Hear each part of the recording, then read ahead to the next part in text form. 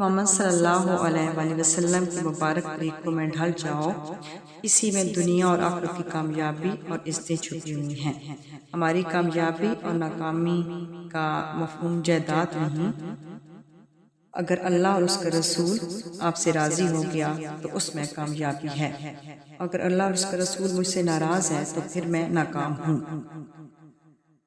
یہ ہماری زندگی کا مقصد ہے، اللہ اور اس کے رسول کا دامن پکڑ لو، دنیا بھی تمہاری اور آخرت بھی تمہاری۔ ہمارے غرض ذہن دے دیا گیا، مال کو عزت بتا دیا گیا، چیزوں کو عزت بتا دیا گیا، اپنے آپ کو اس سے نکالو جس سے اللہ تعالیٰ راضی ہو، وہ بس کامیاب ہے۔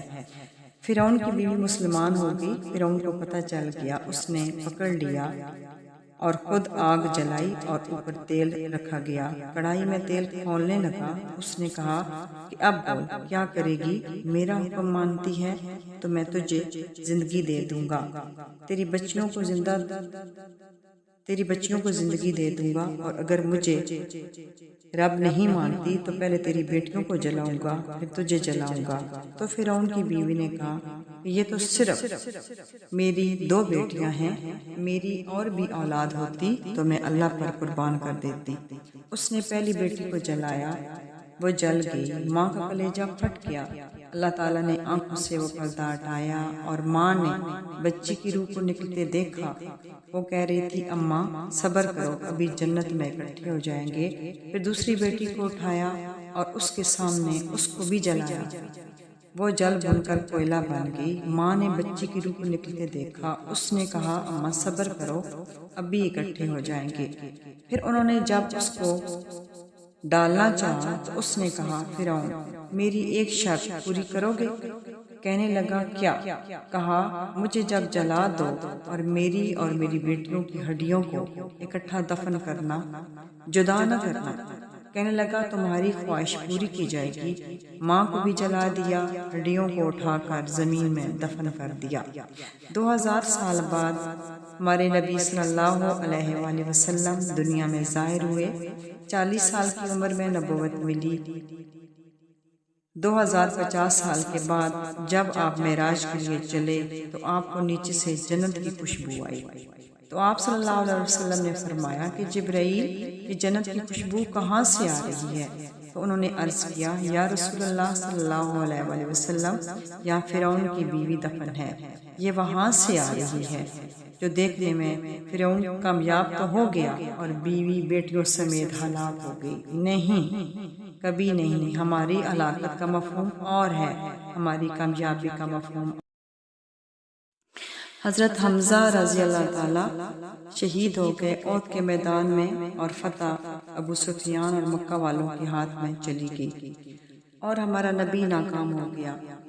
کیا وہ صحابہ شہید ہوئے، ناکام ہو گئے؟ آپ روئے، زیادہ روئے۔ جب آپ نے حضرت حمزہ رضی اللہ تعالیٰ عنہ کا حال دیکھا تو ناک کٹا ہوا تھا، کان کٹے ہوئے تھے، سینہ چرا ہوا تھا، اور آپ اتنے روئے کہ آپ کو ہچکی لگ گئی۔ تو اللہ تعالیٰ نے جبرائیل بھیجا کہ جاؤ میرے نبی کو خوشخبری دو کہ ہم نے عرش کے اوپر لکھ دیا ہے، قیامت کے دن دنیا میں جتنے شہید ہوئے ان سب کا جھنڈا میرے چچا حضرت حمزہ کے ہاتھ میں ہوگا، وہ سب سے آگے آگے چل رہا ہوگا۔ تو کیا وہ ناکام ہو گئے؟ زکریا علیہ السلام کو آرے سے 2 ٹکڑے کر دیا گیا، تو کیا وہ ناکام ہو گئے؟ یحییٰ علیہ السلام کی گردن کو جدا کر دیا گیا دھڑ سے، تو کیا وہ ناکام ہو گئے؟ نہیں، ہماری ناکامی اور کامیابی کا مفہوم وہ ہے جو آج کا ماحول سمجھا رہا ہے۔ اس معیار پر تمہارا نبی بھی نہیں اترا، پیٹ پر 2 پتھر باندھے چلا گیا، اس کی اولاد پوری نہیں اتری، سارا خاندان کربلا میں ذبح کر دیا گیا، تو کیا ابن ضیاء کامیاب ہو گیا؟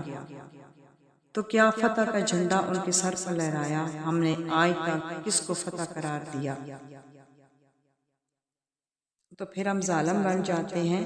بات کرنے کے لیے حسین آ جاتا ہے اور عمل کرنے کے لیے ابن ضیاء آ جاتا ہے۔ ہم نے اللہ اور اس کے رسول صلی اللہ علیہ وآلہ وسلم کو راضی کیا، ہم دنیا اور آخرت میں کامیاب، اور اگر ہم نے اللہ کو راضی نہ کیا، اس کے رسول کو راضی نہ کیا، تو ہم برباد ہو جائیں گے۔